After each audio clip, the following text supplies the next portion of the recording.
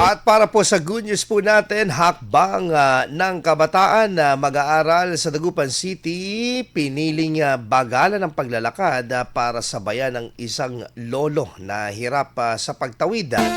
Para sa good news na yan, ikwento mo, Idol Tita Ronnie.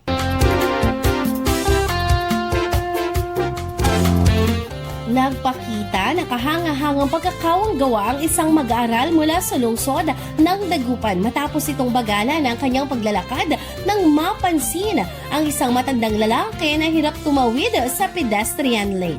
Nakuha na ng video ang mabagal at paika-ikang pagtawid ng matanda kung saan kusa umanong umalalay ang mag-aaral upang masigurong ligtas itong makatawid.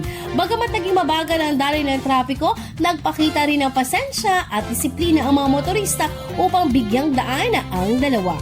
Agad na pinuri naman sa online ang simpleng aksyon na ginawa ng mag-aaral at sinabing isa itong magandang halimbawa ng malasakit, respeto sa nakakatanda at disiplina sa kalsada.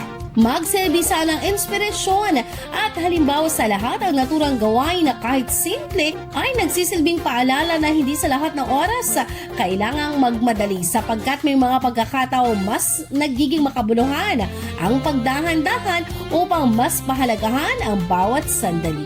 Yan ang ating good news for today. Ako si Idol Tita Ronnie Tatak, IFM. IFM News. IFM News. IFM News.